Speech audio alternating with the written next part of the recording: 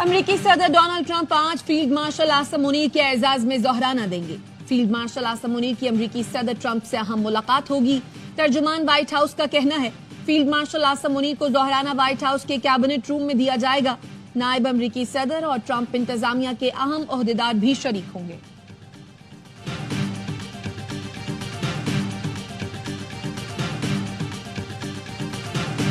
ایک نیا پاکستان ہے اور اس نئے پاکستان کی بنیادیں رکھنے کے لیے میں سمجھتا ہوں ہمارے فیلڈ مارشل آصم منیر کا ایک بھرپور کردار ہے۔ پاکستان جو کہ مایوسیوں میں گھرا تھا، ہر جگہ پہ انہوں نے کس طریقے سے پاکستان کو اجاگر کیا۔ فیلڈ مارشل سید آصم منیر کی امریکہ میں پذیرائی پاکستان کے لیے اعزاز اور پاکستانیوں کے لیے فخر کا مقام ہے۔ پاکستانی نژاد امریکی سیاستدان ساجد طارڑ کی ARY نیوز سے گفتگو۔ بریگیڈیئر ریٹائرڈ حارث نواز کہتے ہیں صدر Trump field marshal Asim Munir کے ذمہ دارانہ کردار کے معترف ہیں۔ ڈاکٹر آصف ریاض قدیر کا کہنا ہے خطے میں پاکستان کی بالادستی تسلیم ہوئی ہے۔ اوورسیز پاکستانیوں کا فیلڈ مارشل کو شاندار خراج تحسین فقید المثال استقبال کیا۔ واشنگٹن میں ڈیجیٹل ٹرک کے ذریعے افواج پاکستان کی قربانیوں اور بے مثال خدمات کو اجاگر کیا گیا۔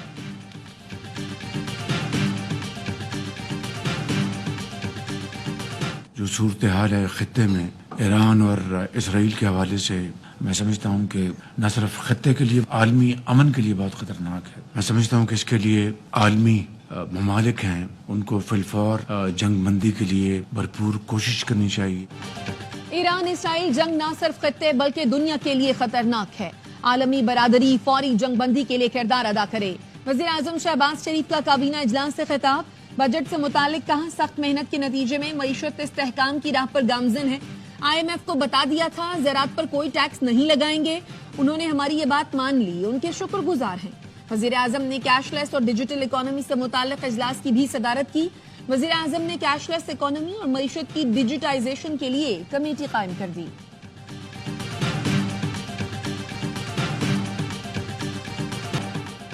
بھارت کی ہٹ دھرمی برقرار، پاک بھارت کشیدگی کم کرنے کے لیے امریکہ کی ثالثی قبول کرنے سے پھر انکار۔ بھارتی سیکرٹری خارجہ وکرم مسری نے کہا امریکی صدر اور بھارتی وزیر اعظم کے درمیان فون پر بات ہوئی۔ مودی نے ٹرمپ سے کہا بھارت پاکستان سے تنازع پر نہ تیسرے فریق کی ثالثی قبول کرتا ہے نہ کرے گا۔ اس وقت کسی قسم کے مذاکرات یا ثالثی کی کوششوں کی گنجائش نہیں۔ جنگ بندی کی بات بھارت اور پاکستان کے درمیان براہ راست فوجی چینلز کے ذریعے ہوئی۔ وائٹ ہاؤس نے دونوں رہنماؤں کے درمیان بات چیت پر کوئی بیان نہیں دیا۔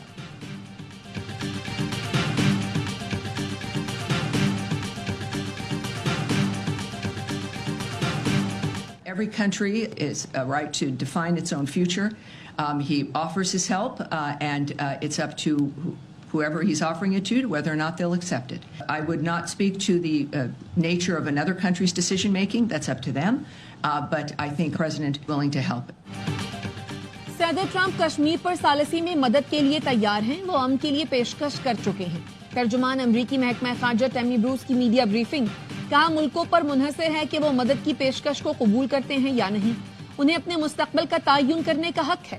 ایران کے ساتھ مذاکرات میں شراکت دار ملکوں کے کردار سے متعلق ARY نیوز کے سوال پر ٹیمی بروس کا کہنا تھا صدر ٹرمپ دنیا کے بہترین ڈیل کرنے والے شخص ہیں۔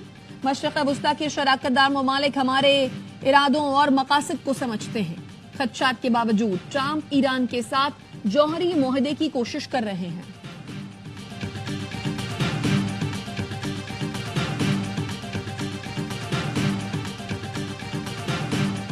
The categoric rejection and condemnation of Israel's recent attacks on Islamic Republic of Iran, the imperative need to halt Israeli hostilities against Iran, which come during a time of increasing tension in the Middle East.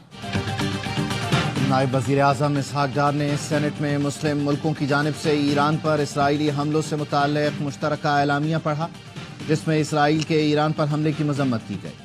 اعلامیے میں کہا گیا ایران پر اسرائیلی حملہ بین الاقوامی قوانین کی خلاف ورزی ہے، آزاد ریاستوں کی خود مختاری اور سلامتی کو یقینی بنانا چاہیے، خطے میں فوجی کارروائیاں مزید کشیدگی کا باعث بنے گی۔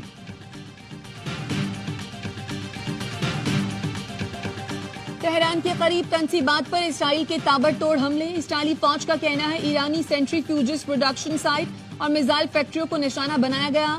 IAEA نے 2 عمارتوں کے تباہ ہونے کی تصدیق کر دی جہاں سینٹریفیوجز بنائے جا رہے تھے۔ گزشتہ رات ایران پر حملوں میں 50 سے زائد طیاروں نے حصہ لیا۔ اسرائیلی فورسز نے تہران کے قریب آئل ریفائنری اور رہائشی عمارت پر بھی میزائل برسائے۔ ایران کا اصفہان ہمدان میں ہرمز سمیت 14 ڈرونز اور 1 F-35 طیارہ گرانے کا دعویٰ۔ امریکی ہیومن رائٹس گروپ کا کہنا ہے اسرائیلی حملوں میں اب تک 585 ایرانی شہید، 1300 زخمی ہو چکے۔ شہداء میں 239 افراد عام شہری ہیں۔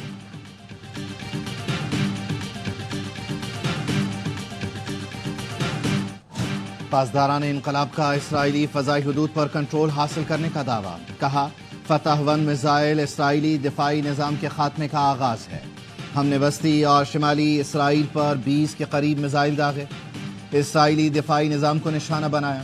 تل ابیب پر ہائپرسونک میزائل فائر کیے گئے، میزائل حملوں سے کئی مقامات پر آگ لگ گئی۔ آیت اللہ علی خامنائی نے جنگ سے متعلق اختیارات پاسداران انقلاب گارڈز کو منتقل کر دیے، کہا صہیونیوں پر کوئی رحم نہیں کریں گے، ان سے سختی سے نمٹا جائے گا۔ ایران کے مغربی علاقے سے موساد کے 5 ایجنٹ گرفتار کر لیے گئے۔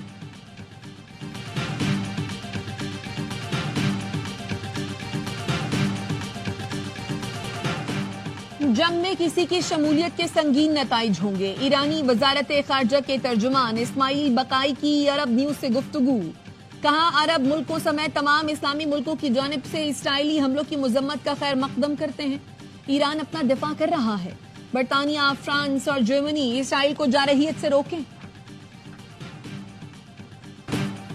ایرانی نیوکلیئر سائٹس پر حملہ کرنا چاہیے یا نہیں، امریکہ کی قومی سلامتی کونسل میں اتفاق نہ ہو سکا۔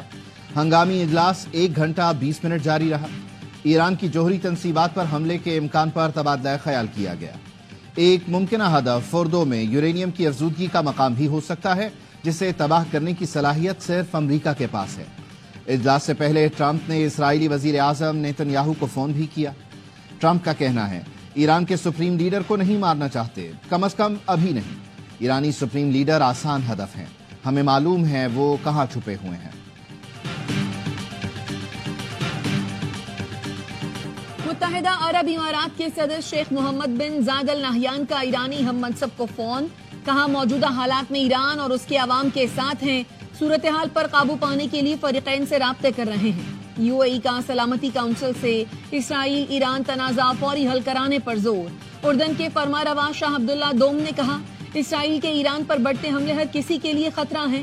فرانسیسی صدر ماکرون نے ایران میں طاقت کے ذریعے حکومت کی تبدیلی کی مخالفت کر دی، کہا یہ بہت بڑی غلطی ہوگی۔ ٹرمپ نے ایران سے متعلق موقف میں 24 گھنٹے میں تبدیلی کی۔ ایران سے متعلق سفارتکاری ہی واحد اور پائیدار راستہ ہے۔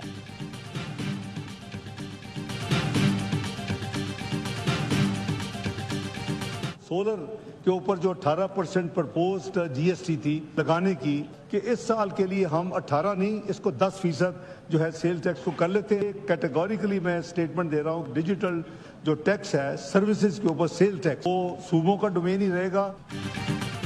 سولر پینل پر سیلز ٹیکس لگے گا۔ حکومت نے پیپلز پارٹی کی تجویز پر ٹیکس کی شرح 18 کے بجائے 10% کر دی۔ نائب وزیر اعظم اسحاق ڈار نے اسمبلی میں بات کرتے ہوئے کہا PIDCL کمپنی اب صرف سندھ میں نہیں بلکہ پورے ملک میں PWD کے منصوبے مکمل کرے گی۔ ڈیجیٹل پر ٹیکس صوبوں کا حق ہوگا۔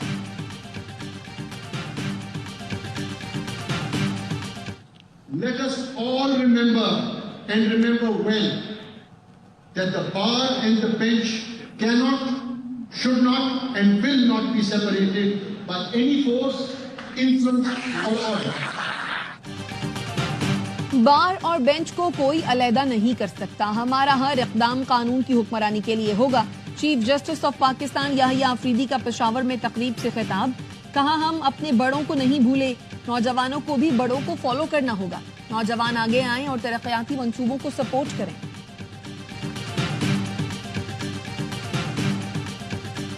لوگوں کے لیے آج شرم سے ڈوب مرنے کا مقام ہے، جنہوں نے کیا کیا حربے استعمال نہیں کیے ہیں field marshal general Asim Munir صاحب کے اس دورے کو ناکام کرنے کے لیے۔ فیلڈ مارشل صاحب کی حکمت عملی کے ساتھ پاک فوج نے انڈیا کو ایک ایسا جواب دیا جو دنیا کے لیے اب اس وقت ایک کیس سٹڈی ہے۔ فیلڈ مارشل کا دورہ امریکہ ناکام بنانے کے لیے حربے استعمال کرنے والوں کے لیے شرم سے ڈوب مرنے کا مقام ہے۔ وزیر اطلاعات پنجاب عظمہ بخاری کہتی ہیں فیلڈ مارشل کی حکمت عملی سے پاک فوج نے بھارت کو منہ توڑ جواب دیا. ٹرمپ مودی کے بہت زیادہ قریب تھے جو آج پاکستان کی بات کر رہے ہیں. بجٹ برائے مالی سال 2025-26 کا جو کل تخمینہ ہے وہ 1028 ارب روپے. غیر ترقیاتی بجٹ کا جو حجم ہے وہ 639 ارب روپے. بلوچستان حکومت نے کوئی نیا ٹیکس نہیں لگایا. بجٹ میں ترقیاتی منصوبوں کے لیے خطی رقم رکھی گئی ہے. بجٹ کا کل تخمینہ 1028 ارب روپے ہے. ترجمان صوبائی حکومت شاہد رند کی پوسٹ بجٹ کانفرنس. کہا 8 شہروں میں سیف سٹی کے لیے 18 ارب روپے مختص کیے. اخراجات میں کمی اور آمدن کو 124 ارب تک بڑھانے کی کوشش کر رہے ہیں.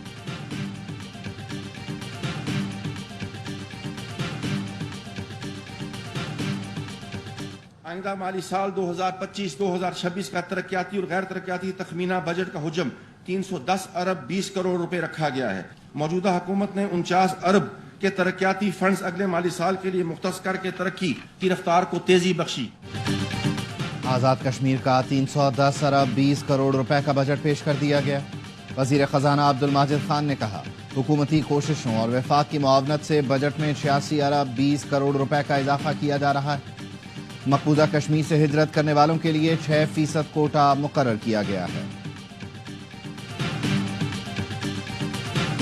مورو میں پرتشدد مظاہرے اور صوبائی وزیر داخلہ کا گھر جلانے کی ابتدائی تحقیقات مکمل. رپورٹ کے مطابق نوشہر و فیروز میں کالعدم جی اے متحدہ محاذ متحرک ہو چکی. تھانہ لغاری کی حدود میں قائم سکول میں ذہن سازی کی جاتی رہی. نہروں سے متعلق احتجاج میں کالعدم جماعت کھل کر سامنے آئی. پولیس مظاہرین کو روکنے میں ناکام رہی. ڈی ایس پی اور ایس ایچ او نے سیکیورٹی کا مکمل بندوبست نہیں کیا تھا.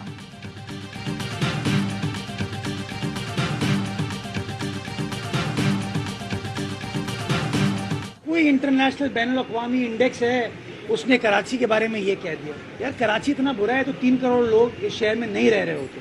یہ جو درجہ بندی ہوتی ہے جس دن آپ مجھے کہیں گے میں بھی ایک انڈیکس بنا کے آپ کو دے دوں گا, جاننے والے لوگ ہوں گے جن پہ میرا اثر ہے وہ کہہ دیں گے اس سے بہترین شہر نہیں ہے. رہائش کے اعتبار سے کراچی دنیا کا چوتھا بدترین شہر قرار. 173 شہروں میں سے کراچی کا 170واں نمبر. اکانومسٹ انٹیلیجنس یونٹ نے گلوبل سروے جاری کر دیا. میئر کراچی مرتضی وہاب کا رد عمل. کہا کراچی اگر اتنا برا ہوتا تو یہاں 3 کروڑ لوگ نہ رہتے. بہتر زندگی کے لیے آج بھی لوگ کراچی کا ہی رخ کر رہے ہیں. میرا شہر شاندار تھا, ہے اور رہے گا. عطا آباد جھیل میں سیوریج کا پانی ڈالنے پر ہوٹل کا ایک حصہ سیل کر دیا گیا. ہوٹل پر 15 لاکھ روپے جرمانہ عائد. گلگت بلتستان ماحولیاتی تحفظ ایجنسی اور ضلعی انتظامیہ نے تمام ہوٹلز کی این او سیز پر نظر ثانی کا فیصلہ کر لیا. غیر ملکی سیاح نے ہوٹل کا گندا پانی عطا آباد جھیل میں شامل کرنے کی ویڈیو سوشل میڈیا پر پوسٹ کی تھی.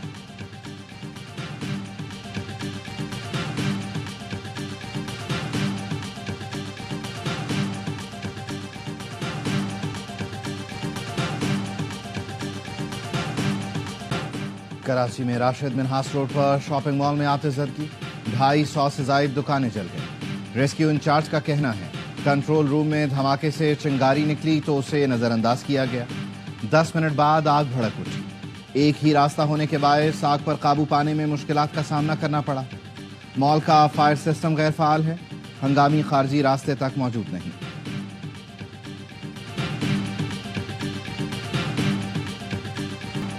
جیکب آباد میں ریلوے ٹریک پر دھماکہ. جعفر ایکسپریس کی 6 بوگیاں پٹڑی سے اتر گئیں. دھماکے کی جگہ گہرا گڑھا پڑ گیا. بم ڈسپوزل اسکواڈ کا کہنا ہے 8 سے 10 کلو دھماکہ خیز مواد استعمال کیا گیا ہے. مزید تحقیقات جاری. چاغی کے نواحی علاقے نوک چاہ میں ریلوے ٹریک کی بحالی کا کام دوسرے روز بھی جاری. ٹریک بند ہونے سے کوئٹہ سے تفتان جانے والی مال بردار ٹرینیں راستے میں روکی جا چکی ہیں. ملک کے میدانی علاقے آج سے 21 جون تک شدید گرمی کی لپیٹ میں رہیں گے. محکمہ موسمیات نے انتباہ جاری کر دیا. شہریوں کو احتیاطی تدابیر اختیار کرنے اور دھوپ میں کم سے کم نکلنے کا مشورہ. کراچی میں سمندری ہوائیں بحال. موسم میں بہتری آنے لگی. شہر کے مضافاتی علاقوں میں آج بھی بوندا باندی کا امکان. مارکہ حق میں افواج پاکستان کی عظیم فتح پر پرجوش نغمہ جاری. آپریشن بنیان المرصوص کی تاریخی کامیابی پر ISPR نے نغمہ ریلیز کیا. نغمے میں وطن سے محبت اور مسلح افواج کے اعتماد کی بھرپور ترجمانی۔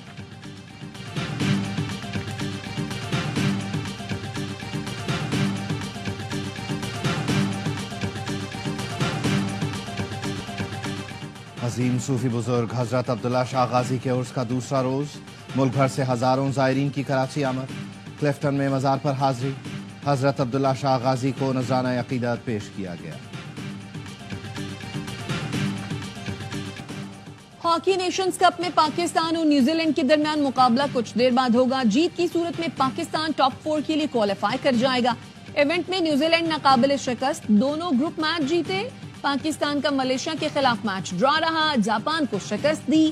ہیڈ کوچ طاہر زمان کہتے ہیں امید ہے ٹیم اچھا پرفارم کر کے سیمی فائنل میں جگہ بنائے گی۔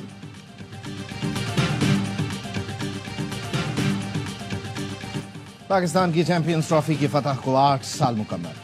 سرفراز کی قیادت میں آج ہی کے دن گرین شرٹس نے لندن کے اوول گراؤنڈ میں روایتی حریف بھارت کو شکست دی تھی۔ فخر نے سینچری، اظہر اور حفیظ نے نصف سینچریاں بنائیں۔ پاکستان نے بورڈ پر 338 رنز کا ٹوٹل سجایا تھا۔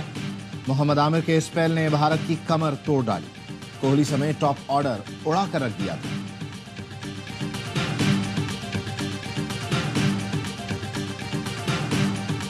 اور ٹیسٹ کرکٹ کی 147 سالہ تاریخ بدلنے پر غور۔ ورلڈ ٹیسٹ چیمپئن شپ کے اگلے سائیکل کے لیے 4 روزہ ٹیسٹ میچز کی تجویز۔